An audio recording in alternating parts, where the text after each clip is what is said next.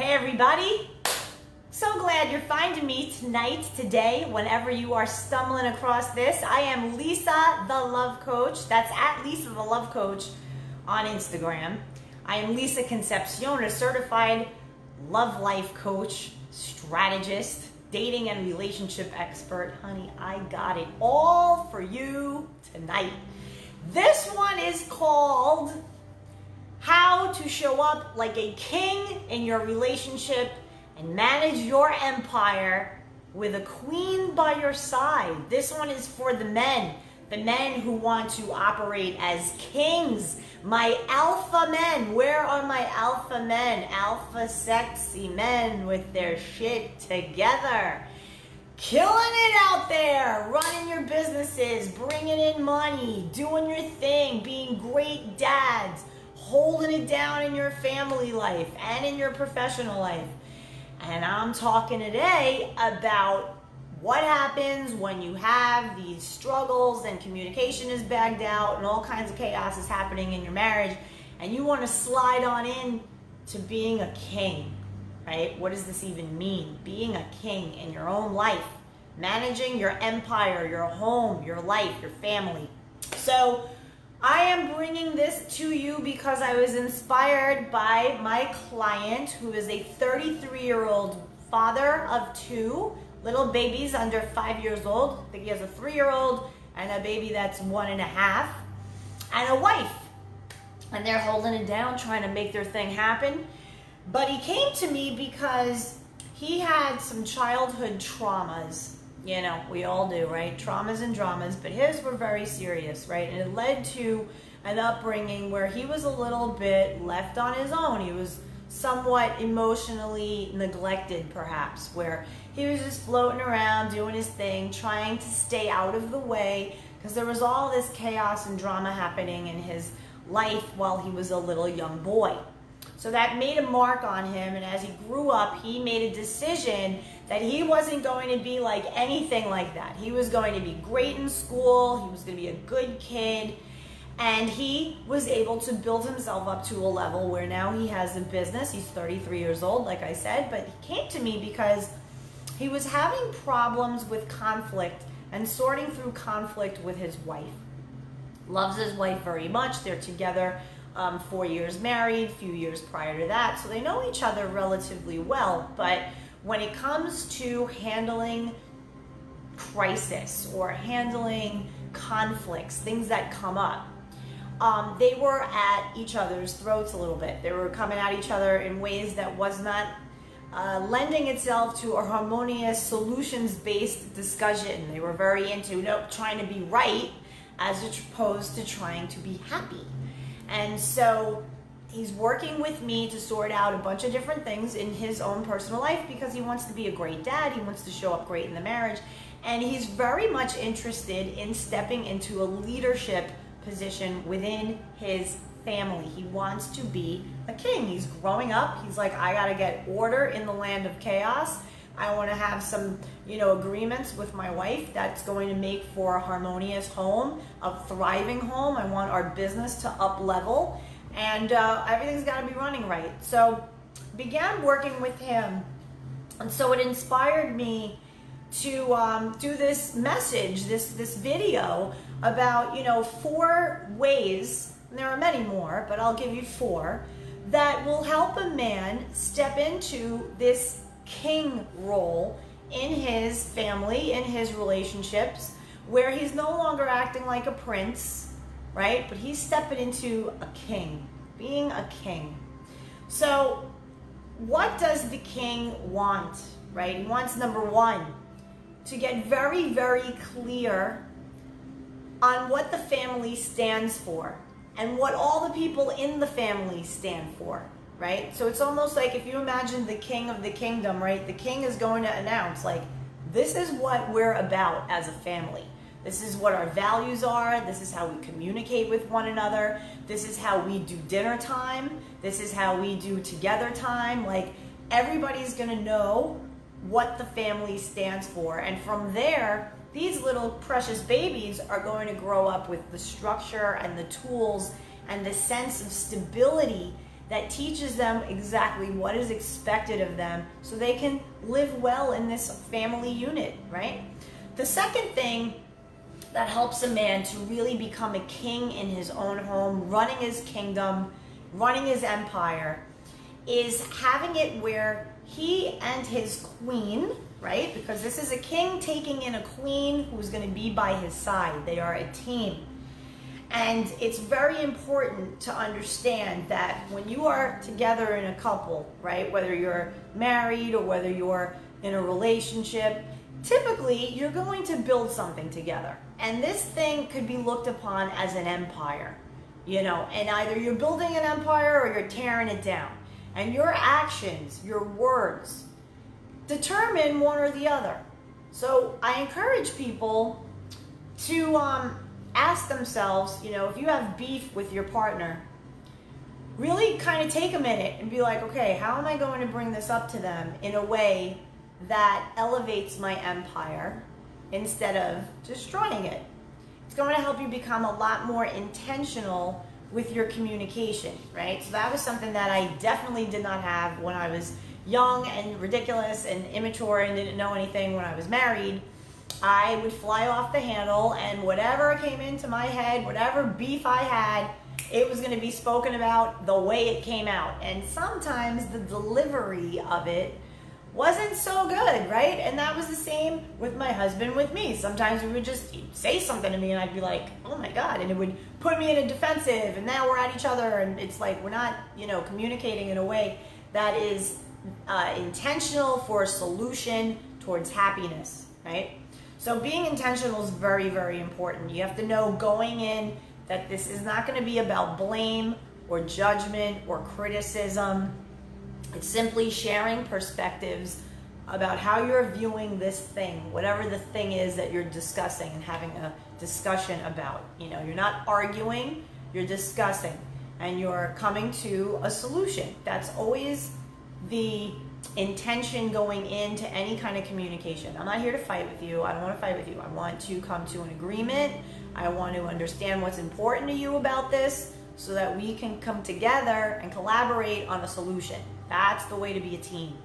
And when you are taking the role of a king and a queen in your household or in your relationship, that is the way to approach any kind of obstacle, any kind of thing that comes your way, because challenges are going to happen regardless. And to be able to make the agreement that you're going to approach it with the intention to solve and create a solution together as a team, collaboration, you can't go wrong. It's, you know, it's very disarming. It's very disarming. Imagine like when somebody has a beef with you and they're coming at you like, and they're ready to get into it, and you have the ability to hold your space and look at them and don't go to their energy, but instead you maintain your frame, you maintain your own energy, and they fly off the handle, and you're able to just say, wow, this is really important to you. You're really, you know, intense about this. Okay, why is this so important to you? And then you give them the, you know, ability to express themselves. And then if you need to learn it, right, if you're not used to doing this, what I tell my clients to do is get a notepad and literally be like, hold on a second, I want to get my notebook because you're going to say a bunch of things to me and I want to make sure that I'm listening to you. And you get a notebook, and this is going to train you to really actively listen to your partner. And as you're writing, you can't interject, you can't interrupt, because the mind doesn't work that way. The mind is like, okay, I'm writing to get everything you're saying to me. So you're focused on the writing. You're focused on getting the message. You're not going to interject and interrupt and fight your point. You're going to be like, okay, my job right now is to just hear you and get everything you're saying to me on paper. And you could pause them to make sure that you're getting everything that they're saying. You can do that. I advised my client to do that. I said, you know, get your notebook and just be like, wow, babe, like that, you're really like fired up about this. I want to make sure that I'm hearing you and I'm getting in everything that you're giving me. So I'm going to take some notes. And then I said to him, consider midway through, because she tends to, go off and whatever, stop her and say, okay, real quick, I just want to repeat back everything you've said to me so far so that you know that I'm listening and that I got it. Cool? And she'll be like, oh my God, like shocking. And he did it, right? You said this about the kids, you said this about your car, you're freaking out about this with your mom, this chick at work pissed you off, this and that, okay, got it. Yes, you got all of it. Did I miss anything? No, you didn't miss anything. Thank you for asking, right? So now she's calmed down. She feels heard. She's validated. She feels like her concerns matter, right? That she's not just crazy ranting, that you're taking her in. Okay, so when she's done, then you can open it up with saying, okay, so let's take these one at a time and like come up with some kind of ideas and solutions, and what do you think you're going to do about these things, right? So that's how you handle that, because now you're in like a collaboration, brainstorm kind of mode, where now you're a team, king and queen. You're not just, yelling at each other. Ridiculous. The third thing to be mindful of, and before I give it, I'll recap. Number one, identify what you stand for as an individual and then as a family, or as a unit, as a couple. What do you stand for? What does it mean to be together for the world? Like, what are you doing? Who are you being? What are your values together as a couple? And then, also incorporate that with your family if you have, children and all that. Number two is being intentional about what it is you're talking about, intentionally listening to one another, being in the intention for solutions. And then number three is just kind of a variant on number two, which is just being focused on the end goal. Again, it is not about being right. It is not, type A people, I am one, being right. We like to be right. But it isn't about that. It's about being happy. It's about coming to a solution that brings you both together stronger, so that you can then kick some ass in the world and prosper and thrive together. And you feel like you're accomplishing some stuff together when you can work out conflict and you can make the end goal a solution that is a win-win for both of us. You're gonna win, I'm gonna win. Everything's gonna work out. That's when you stop arguing and you start creating. You start to co-create with one another. It becomes a really powerful, amazing, growth-based relationship. And then finally, the fourth thing, and again, like I say, there are many, many more, but I'm giving you 4 juicy ones for the purposes of this video. And if this is resonating with you and you're watching this, maybe you're like, baby, get in here. You got to watch this crazy lady on YouTube talking about couples and what they need to do and what she's doing in her life and all this. I am a coach. I'm a certified life coach, and I specialize in helping very smart people who do very stupid things when it comes to their relationships. Honey, we're all there. We're all human. We're trying to make it through. So sometimes we just need that extra perspective, that outsider looking in, to say, hey, did you ever think of communicating this way? Just something to think about. And it's always helpful to have that support, right? Because sometimes you just need the validation to know that you're not crazy. Sometimes you just need to be like, right, am I crazy, Lisa? No, you're not crazy. No, but there's another way that you can go about this, but you're not crazy. So these are the things that I do for people. And you can find me at lovequestcoaching.com, lovequestcoaching.com, where I offer a complimentary, free love life assessment. You get to ask me the questions, present exactly what's going on with you, and I get back to you with specific answers for your specific problem relatively quickly, probably within a week, sometimes 2, depends how busy I am, but I always get back to my people. So number 4, the last of the 4, it's having very clear expectations, because once you determine what you've negotiated on, and what you represent, what you roll like, how you roll, right? Like, you come into somebody's house, right? You always know the energy. You always read the energy. When you go into somebody's house and they're a happy family and there's a vibe, right? You can feel it. It's like, oh my God, I love to be here. These people are fun. They're always hanging out and da-da-da. They're like, they get along, and there's an energy to them, versus households where it's crazy and chaotic and everybody's all over the place and not really connected. They're not really looking out for one another. They're very isolated and alone, but just commingling in this roof, under this roof. So it's a very different type of dynamic. So when the expectations are clear and everybody knows what they stand for, what they represent, the values of the home, what's allowed, what's not allowed for the kids, it becomes a very happy, harmonious, peaceful surrounding. It becomes, less fighting, more helping of one another. Instead of having a problem and being frustrated, you can go to your tribe and you can be like, hey, I'm having like a brain block on this thing, and I just want to run it by you and see what you think. And it's about getting different perspectives from the people that you value around, of course, the person in your life, your queen, your king, and just really coming together with the expectation of love and joy and reaching a solution together as a team, and making light of very serious things, making it that there's always a solution, that we don't have to make so much of this. Let's just give it a second, think about what we're dealing with here, and figure out, allow a solution to come in. Let's allow the solution to come in. So the final thing, I'll give you a bonus one. I am a big fan of prayer, especially intentional manifestation-based prayer. And so what do I mean by that?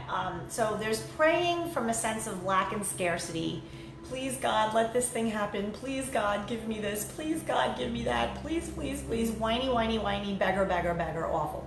But then there's praying for manifestation, which is praying as a king with your queen before bed, and just maybe like winding it down, maybe the light goes out, and you just lay there with each other and you just rattle off 3 things that you want to thank God for as you turn in to sleep. It's very important to express gratitude when you wake up in the morning and when you go to sleep.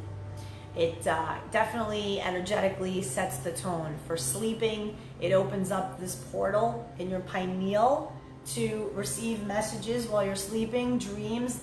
You can ask for solutions to problems to come, but do it from a place of gratitude.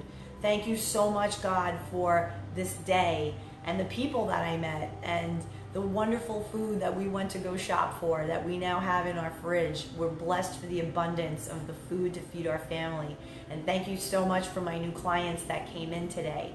And thank you so much for my beautiful children and the dog and this woman who I get to rest my head with every night and kiss before I go to sleep.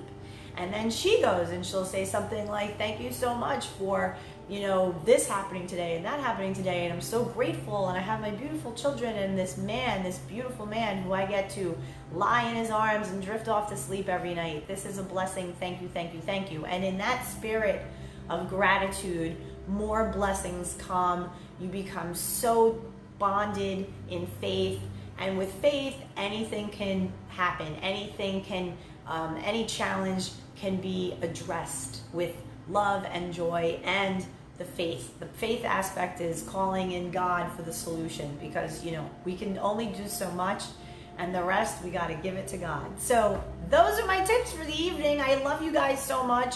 I am based in beautiful Florida, and I just moved to a new city and I'm loving it, and I am so excited to be coming to you on these videos and giving you some insights and tips and things that can help you out. I am Lisa, the love coach, Lisa Concepcion, certified professional love life strategist, coach, dating and relationship expert, and founder of LoveQuestCoaching.com. Looking forward to getting in touch with you. Much love and good night. Bye.